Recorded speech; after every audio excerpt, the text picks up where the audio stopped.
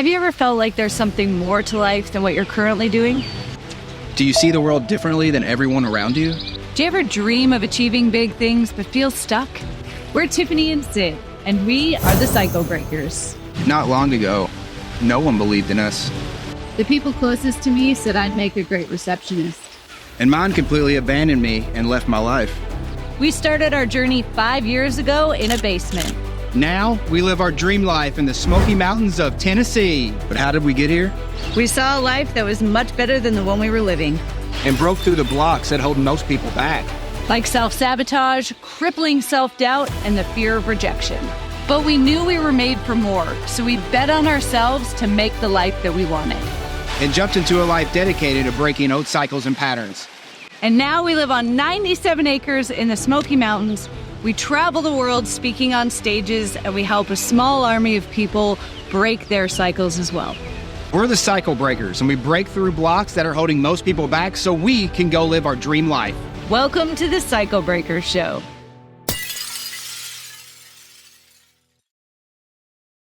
Hey everybody, and welcome back to another episode of the Cycle Breakers Show. I'm super excited today because I have probably one of my favorite guests that's going to be here on this show so far, and his name is Joe Graham. Joe is like the Energizer Bunny, but he's the Energizer Bunny when it comes to happiness, and it comes to specifically being able to build his dream life that has helped him be as happy as he could ever be. You might have seen Joe on Facebook. You might have seen him on Instagram. You might have seen him anywhere on social media because he's everywhere. And the reason that he's everywhere is because he is happy all the time, and ultimately that happiness attracts more people to him, but ultimately it's helped him attract the dream life that he desires. So I'm super happy that Joe's here on the show, man. Welcome, Joe. Yeah, thank you for having me on the show, Sid. I'm very happy to be here. See, there he goes. He's just laughing. See, he's always happy. Not even kidding. Joe, man, I'm super excited to have you here on the show. And, you know, I really wanted to bring you on here because of your constant mood. And ultimately, I guess if we wanted to get geeky, your constant emotional state.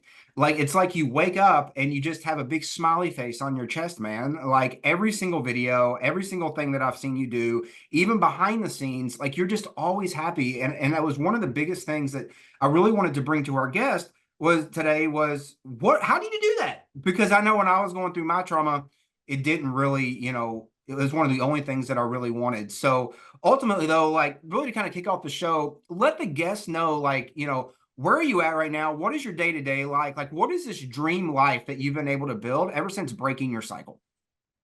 Sure. And it's like anything else. So now I'm in Phoenix, Arizona. About 4 months ago, we made a move here. I was in Dallas, Fort Worth for a while. I've been in sales for years. And I finally just decided one day that I wanted to live a life I wanted to wake up to. No rules, no anything else with it. Just I wanted to live a life I wanted to wake up to. And I had to think, well, what would that be? What does that look like? And then I just started moving toward it each and every day to right now. I work from home. I do sales coaching. I live by the mountains. One of the things my wife and I talked about a couple years ago is like we want to be closer to either the beach or the mountains. We want to do that.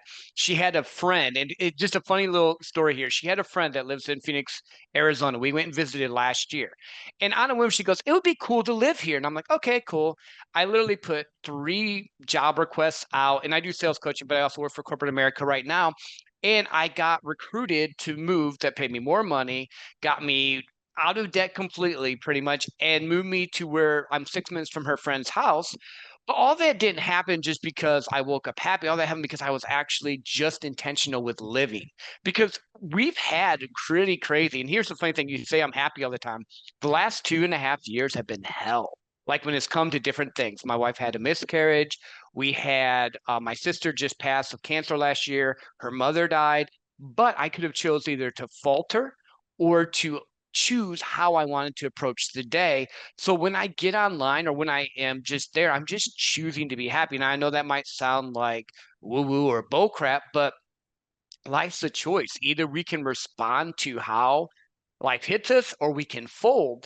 And it's not always been easy rainbows and unicorns, but being grateful for what you have is key. Like I said, I on a whim I thought, well, maybe we should move to Arizona because in game, honestly, I want to have a cabin in Montana and she wants condos in Hawaii. We're gonna get there, but this moved us 1,000 miles closer to what we wanted to do. And it's just the mindset of choosing to be grateful for where you're at. I think the first thing is always to be grateful, Mm. gratitude, even in the fact that like things happen for you. Someone said this. My sister dying sucked. It hurt. It was horrible. But I'm 47. She found out when she was 47 that she had a rare cancer. She didn't know how much longer she had. She had 1 year. And I'm like sitting here going after she passed, I don't know how much time I have. So I'm going to live that time to the fullest. I'm going to go do the coolest things I can think of with the coolest people and help as many people as possible. And that comes out in joy and happiness because now I'm not so worried about, am I going to get the next sale? Am I going to get this or that? It's going to happen if I make connections and network with people and become the person I need to be.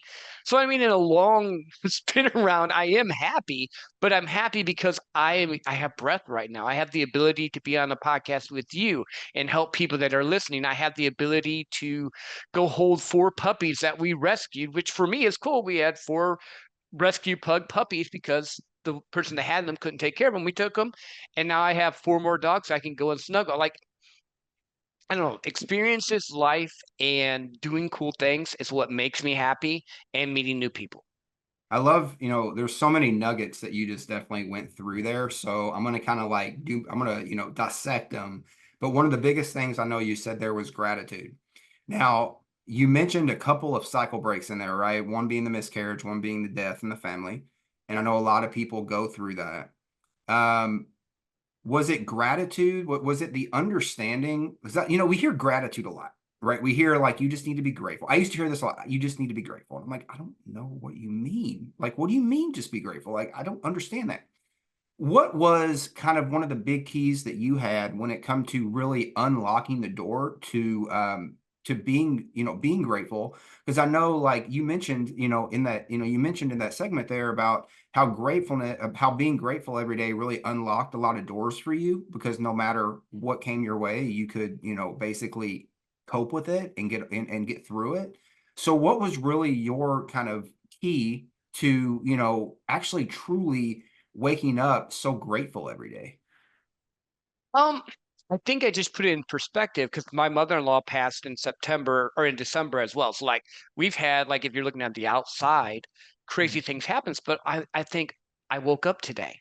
I know that's super stupid simple, but I woke up today. So I have the ability today, because I can only live in the present, to affect the world around me. And there's days I wake up sad and I don't feel great, but I just have chosen to be grateful for the moments I've had, good, bad, and indifferent, so that when you're going through the bad parts, it makes the happy parts better. I don't think there's a super key. So like I'm not into there's a secret sauce that you can do, but I am into choosing how I approach things because that's all I can do is control my inputs.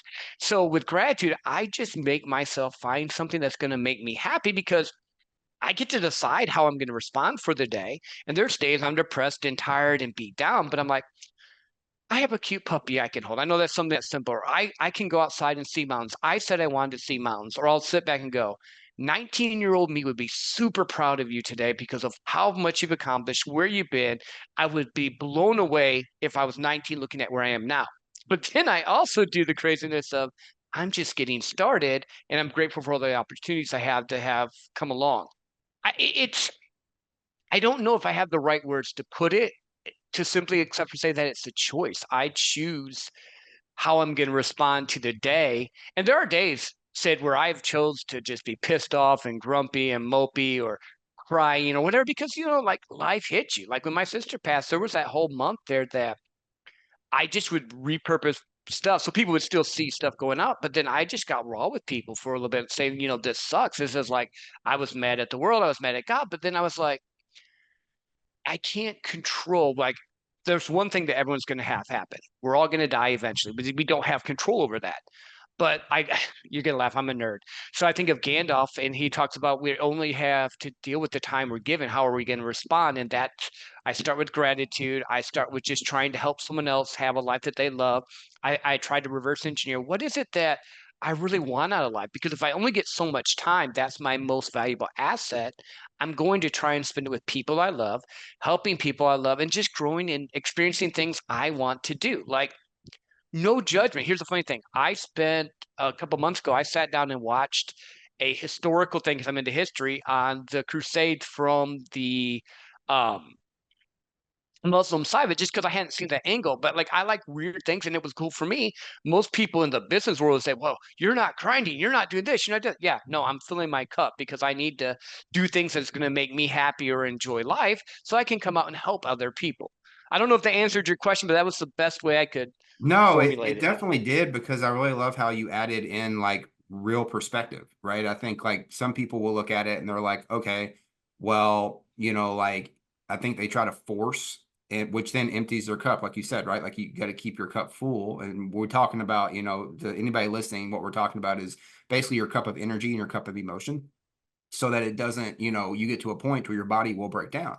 And I really liked how, you have been through a lot. And it sounds like, though, it's a very similar kind of process that you've been able to develop that's kind of like probably helped you become like, I use the word happy because, it's like we're kids, right? Like I see you and you're like my best friend on the recess, right? Like that's why like I use that word. But what I really like about kind of, you've had all this stuff happen to you, and it seems as if like you've really just been able to kind of build a process around like, to where now it doesn't matter what curveballs you get thrown, you're able to handle the situation and get through it without it really. Yeah, I mean, you talked about like there was a month there, but there was that month there where you knew that I need to be raw with people, because being raw with people right now is, going to help people just as much as being happy is. So I Mhm. really, really did, like that, because again, being happy all the time, or, having gratitude all the time, it isn't always the same thing. I think it's understanding how to adapt properly, and then use whatever situation that we're in to, help the world that's in front of us. What would you say, along the journey, like, what would you say was kind of like I'm going to go, kind of deep here, but like, what would you say was kind of like the moment where like, it switched for you? Like, what was, I know you've had a lot of recent things happen for you, to you, but I've also known you since, about 2018. So about 6 years now. And one of the things that I've always seen in you is your ability to take action on anything. Like it's like you're fearless. And I love that. Like, I mean, I remember the times when Joe didn't have a podcast, Joe Graham is his podcast, Joe didn't have a podcast.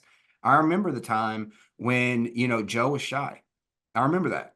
So what Mhm. was kind of the moment? Like, can you maybe explain to people like what was your moment where that switch flipped, and it was like, I'm done. I'm done with this life. I'm done with hiding, and it's time to get out there, and people are going to love me for who I am.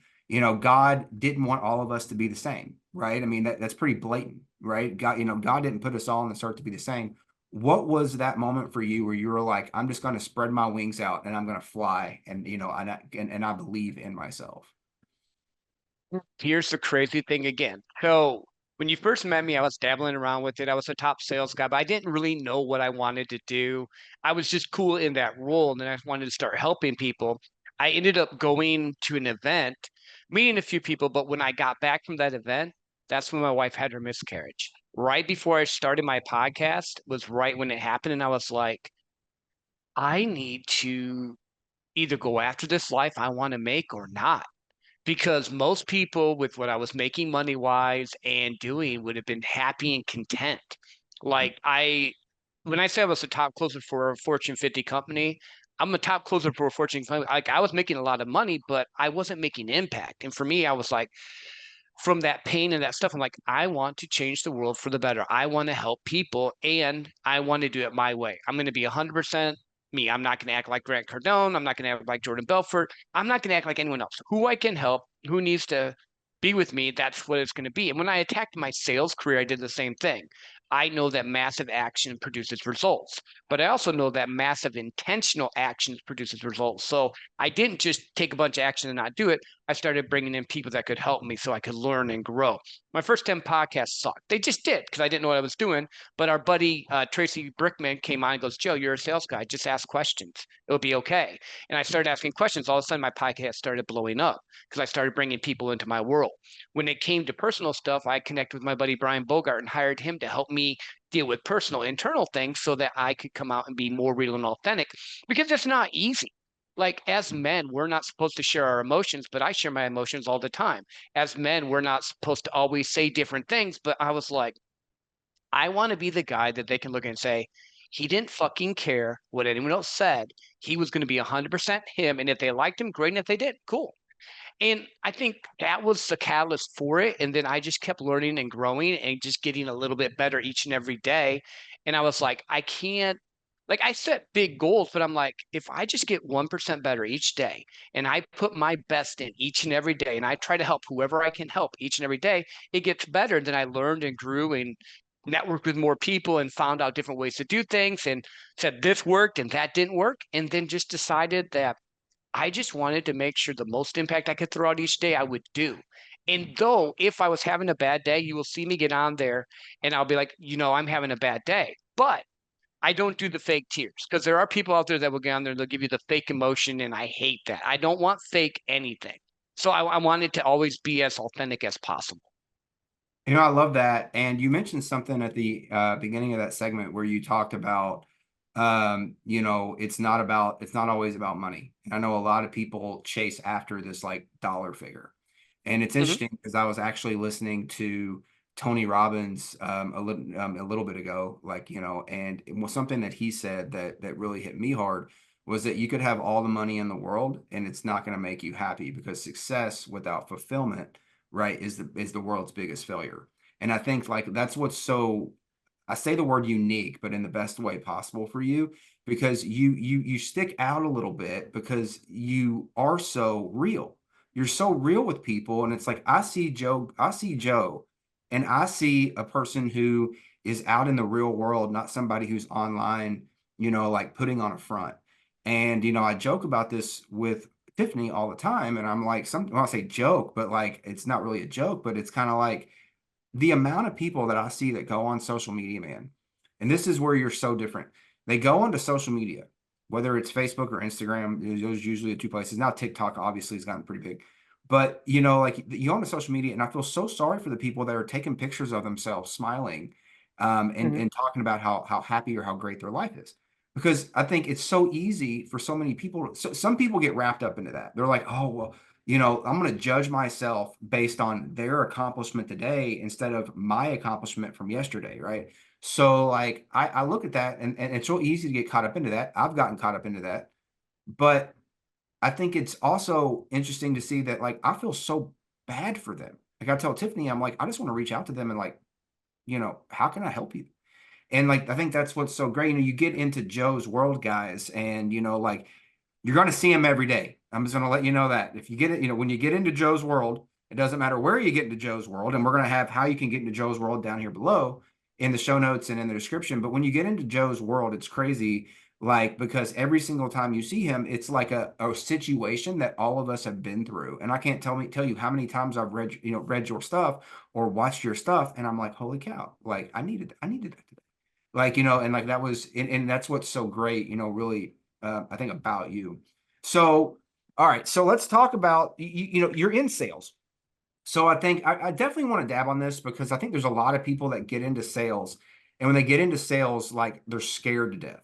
I think they'll put on a front. I know when I used to, technically, we're all selling something. I try to sell my wife something like every day. It doesn't mean that I always win. I actually lose most of the time. But Yep. like whatever it is, whether I'm trying to sell her where I want to go eat, and I'm trying to sell her where we want to do, like or the date that we're going to go on, she usually wins out. But like we're always selling something. And I guess like what is so like you work with a lot of salespeople, a salesperson comes to you and they're like, you know, and they're maybe dealing with some trauma, or they're dealing with some, a lot of it I'm guessing is limiting beliefs. I mean, I'm guessing that's what you deal a lot with. What would you say like is been the number one thing that has helped a lot of salespeople go from, scared to death, can't, have limiting beliefs, have, imposter syndrome, or any one of those blocks that a lot of salespeople have? What would you say is the number one thing you've been able to help them with that, if you have anything that you can give our audience here, like what's the, number one thing you've really helped them with that's helped them break that so that they can go out there and have those 20, 30, $40,000 months? Fear of rejection. Everyone thinks it's about them. Sales is never about you, it's about your customer. But we get in our head that it's about us and we have to do this right in our product and our service. They don't care about your product, care about your service. They care about how it affects them. The funny story, and I've said this on a few podcasts, but it relates here. My first sales gig, I'm working for Home Depot, right? I'm selling gutters and I'm using a flip chart to sell gutters. First and foremost, don't use a flip chart to sell gutters, just measure it and tell them the price. That worked, but I was super green. My manager's there. I'm freaking out. I look at the customer, go, I can't do this. I'm so sorry. I can't do this. He looks at me and goes, bro, I like Home Depot. I'm letting you do the flip chart because I know you're new and I'm going to buy it either way. I just need the price. And I was like, oh shit, it's not about me. So I realized that. And one of my clients I helped, he was doing a car detailing thing and he was afraid of the no. And I'm like, well, the no's not at you. It's just at your service right now. Or maybe it's a no now, but not forever.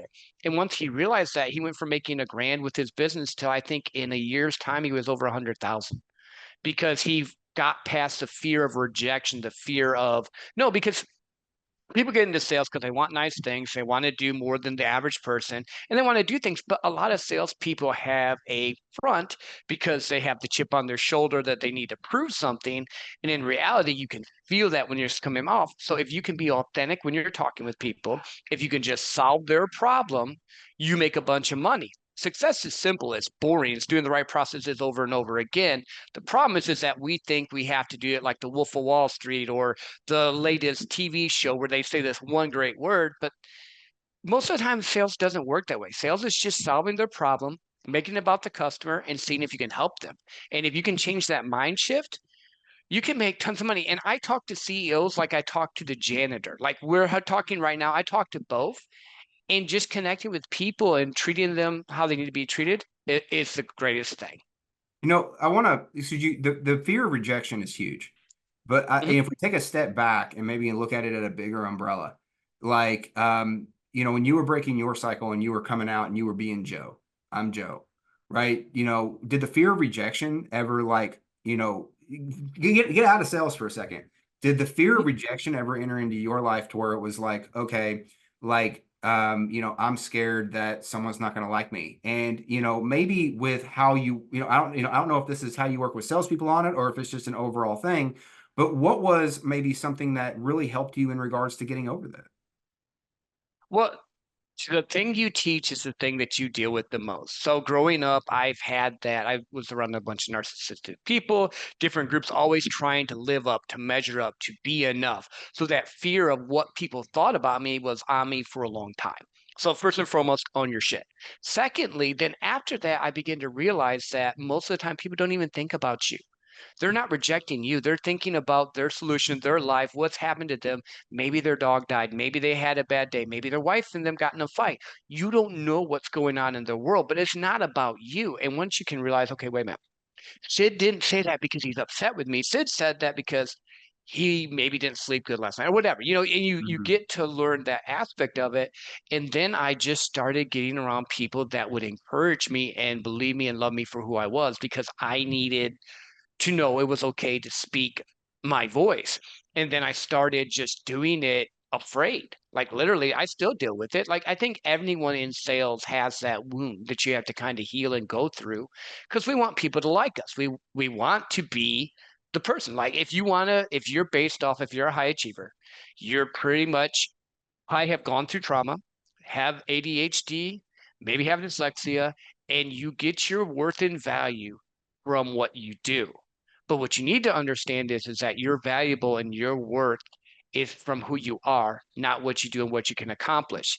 And I've done a bunch of reading. I've had people help me with it. I've done a bunch of leveling up with being okay with myself so that now I can go and help other people get past it. But I still deal with it. And then you said imposter syndrome. If you have imposter syndrome, you're not an imposter because imposters know they're fake. It just means that you care a lot and you want to make sure when you say something, you're going to do it. So good. Having a little bit of imposter syndrome is okay. Just don't let it hold you back from offering your gift to the world. That's huge, man. Like I really liked how you talked about imposter syndrome there, because how, like, if you I think a lot of us care, and that care can bring in a lot of emotions that we're not possibly have the resources to deal with yet, right? Because I think we're brought up in this world to believe one thing or believe two things. We get programmed right in this world easily, and it doesn't. Some people get hypnotized by it. Me and Tip talk a lot about hypnotic rhythm, and I'm pretty sure you've read Outwitting the Devil by Napoleon Hill. And like it's real easy to kind of get caught in that loop. And if there's one thing, we've went over a lot today. We've talked about sales. We've talked about sales. We've talked about like being happy all the time, which really I know you do a lot of networking, and you're really if anybody wants to learn how to surround themselves by people who love them, Joe Graham. Just follow Joe Graham. He goes over that but this watching him demonstrate it on a day-to-day basis is really how I learned best, right, from you, was seeing you do it. And so like if someone's listening to this and they're like, I need to be around better people who actually care about me and want to be around my mission, make sure to get into Joe Graham's world. Now, if there's one thing, Joe, that you would want to leave this audience with in regards to consistently, right, filling your cup up and consistently, right, being able to take care of Joe in a way that Joe gets to live the life that he wants on a daily basis. He doesn't have to people please to people. He doesn't have to, which basically, for anybody that doesn't know, do what other people want you to do. He doesn't have to get up and be worried. I know worry is a big one for a lot of people. What would be that one thing that you would tell people here on this show that would help them in regards to waking up and being more like Joe? Be like you. I want to throw that out there because everyone has different things. Find what fills your cup. What is it that you like? Like I like to go for walks. I like to go for walks when it's super hot, which most people shouldn't do. I do that. I get in rooms with people that make me happy. I find things that I know if I'm starting to feel tired or down. Like last night, I played Baldur's Gate. I have a Xbox. I played for 20 minutes, but it was just a little cup filler thing. What is it that makes you light up? There's no rules in this life. The one rule is that you get to determine what you choose to do. Besides that, and who you get to spend the time with. Besides that, there's no rules. I mean, yes, you could choose to do anything. Now, there are certain things where you're going to get in trouble if you do them, but there's really no rules. You have to actually determine what it is that you want to do, and then just find a support group that works for you. Make sure it's people that it's a give and flow. It's not a I'm only giving to them and they're taking all the time, but there's a reciprocation back of value, worth, time, effort, and then just pick one thing a day to do. One thing that will move your business needle forward, one thing that will make you happy, one thing that so let's do this. Let's do three things. Do one thing to move your business forward, because I'm assuming most people that are listening here have a business. Do one thing that's going to make you happy, and do one thing to help someone else. And you've just summed up how to build a life that you love. Because if you do something that makes you happy, it's going to fill your heart with gladness. If you do something to help someone else, you're going to give good into the world, which we know comes back. And if you do one thing to move your business forward, you're stepping closer to your dreams, your goals, your plans. You've known me for 6 years. 6 years ago, I was nowhere near what I'm doing right now. Hadn't done all the different trips, hadn't done all the different things. But now, because I consistently each and every day show up and do that thing, I live a life most people would love to wake up to. And here's the crazy thing, because you mentioned this about money. I just want to touch on this real quick. If I wanted to make money, I wouldn't be coaching. I can make good money in coaching, but like I'm a really good salesperson. Like I literally could just go turn it on more and just make a bunch of money. I want to impact people's lives for the good. I want people to wake up each and every day and say, Joe is genuine, he cares, and he wants the best for me. That's my goal. If I do that at the end of my days, no one's going to say Joe sold $80 million. They ain't going to care, but they're going to say, I know how Joe made me feel when I was around him. And I want to impact people to wake up to what they want to do. And no rules. You don't have to be a multi-billionaire. You don't have to be a millionaire. You could make 200,000 a year. You could make 80,000. I don't care. Are you happy? Is your family taken care of? And are you waking up to something that you want to do? That's what I want people to do. I don't want them to be Joe. I want them to be Sid or Tiffany or whoever they are and what makes them happy. Because then I get to talk to you about what makes you happy because I know what makes me happy. I want to know what makes you happy. I want to know what gets you going. I want to understand where you're coming from so that, together we can make the world a better place. Dude, that's huge. Yeah, you hit a lot of great things there, and I'm so happy you said all that because there was multiple nuggets in there that I think people needed to hear. Well, Joe, thanks so much, man, for being on the Cycle Breaker Show. You dropped a lot of gold here, man, and I knew you would. But one thing I want people to take away from this is I want people to listen to Joe's tone, and I want them to see his body language throughout this entire show because I was watching it. Joe is one happy dude. And my goal is that the people that listen to this episode are just as happy as Joe is. And he's a dear friend of Tiffany and I. We love you to death, man. Thank you so much for being on the show. Love you too, my friend. I appreciate you having me on. Thank you for tuning into this episode of the Cycle Breakers, where this channel is all about helping people clear out the blocks that are holding them back. We have a free gift for you, and that free gift is called our 7-Day Nervous System Reset. The 7-Day Nervous System Reset is where we help you calibrate your nervous system so you can go out there and control your emotions and start to take more control of your life, helping clear the blocks that are holding you back so you can start stepping into that dream life. It's absolutely free, and you can grab it down here in the description. And remember, our friends, let's dare to heal.